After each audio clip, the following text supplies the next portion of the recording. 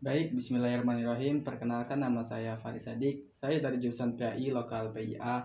Di sini saya sedang melakukan tugas dari Pak Sahrul, yaitu TS Explosion Box. Baik, kita bakal masuk ke langkah pertama. Baik, langkah pertama itu siswa mampu mengekspresikan masalah pergaulan bebas dengan menggunakan gambar-gambar. Baik, nah di sini ada gambar ya, kawan-kawan. Baik, yang kedua itu kita bakal masuk ke pertanyaan, yaitu siswa menganalisis sumber eksplorasi masalah dengan menggunakan teknik 5W atau 1H.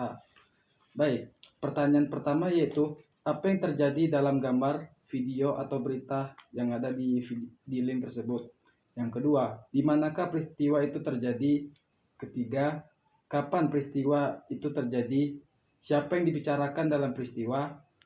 Yang kelima, why, bagaimana detail masalah yang terjadi. Baik, yang selanjutnya itu adalah pendapat pakar. Baik, pendapat pakar yang pertama itu dari Prof. Dr. Haji Ahmad Safia Marif, yaitu seorang tokoh pendidikan dan pemikir Islam. Ia berpendapat bahwa pergaulan bebas dapat menimbulkan dampak negatif bagi moral generasi muda. Ia menekankan pentingnya nilai-nilai agama dan etika dalam membimbing perilaku sosial.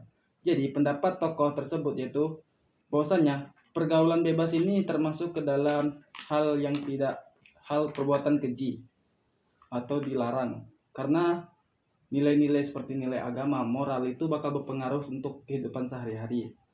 Baik, menurut pakar yang kedua, Prof. Dr. Haji Ahmad.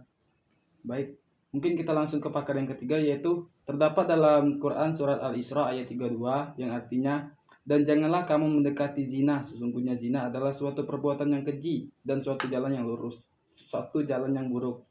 Jadi zina ini termasuk ke dalam pergaulan bebas. Kenapa? Karena banyak perilaku dalam zina ini dilarang dikarenakan hal-hal yang tidak senonoh atau melakukan sesuatu yang tidak harus dilakukan. Baik, kita sekarang langsung masuk ke langkah keempat. Siswa menganalisis 3 solusi dari masalah yang ada. Yang pertama itu keterlibatan dalam kegiatan positif. Maksudnya itu kita mengikuti seperti agenda kajian, ceramah, atau berkumpul seperti organisasi itu liko atau halakoh. Yang kedua itu rencana hidup yang terarah. Jadi kita membuat rencana dari awal tuh, seperti misalnya kita dari subuh kita sudah memiliki apa yang bakal kita lakukan selanjutnya, seperti sholat subuh, berzikir, misalkan waktu senggang itu kita sholat duha, waktu siang kita zuhur, dan selanjutnya. Yang ketiga itu komunikasi yang baik dengan orang tua. Jadi solusi ini sangat penting karena komunikasi yang baik dengan orang tua tersebut bisa memperkuat hubungan antara anak dan orang tua, agar pergaulan bebas tersebut dapat terjaga karena komunikasi yang baik antara orang tua dan anak. Baik, kita sekarang masuk ke langkah kelima. Siswa menentukan satu solusi utama terkait masalah. Jadi solusi utama itu perbanyak kegiatan positif. Untuk menghindari pergaulan yang tidak baik, maka hal yang penting untuk dilakukan adalah sibukkan diri dengan perbuatan yang positif. Misalnya banyak beraktivitas dalam organisasi yang baik dan melakukan hal-hal yang bersifat positif.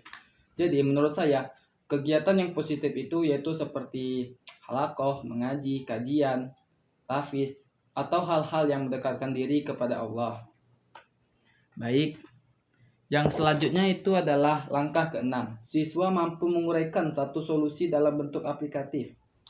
Pergaulan bebas di kalangan remaja sudah bukan hal yang asing di kalangan masyarakat kita saat ini. Gaya hidup remaja kota terutama sangat rentan terhadap pergaulan bebas ini. Kondisi perilaku kepribadian anak-anak remaja usia sekolah dewasa ini sangat jauh dari yang diharapkan. Perilaku cenderung menyimpang dari ajaran-ajaran Islam. Dalam Al-Quran disebutkan, janganlah kamu mendekati zina, sesungguhnya zina itu adalah suatu perbuatan yang keji dan suatu jalan yang buruk. Jadi, solusi tersebut mengarahkan agar seorang anak tidak bergabung atau mengikuti ajaran ke dalam pergaulan bebas seperti melakukan zina. Baik, mungkin itu saja yang dapat saya sampaikan. Saya akhiri. Assalamualaikum warahmatullahi wabarakatuh.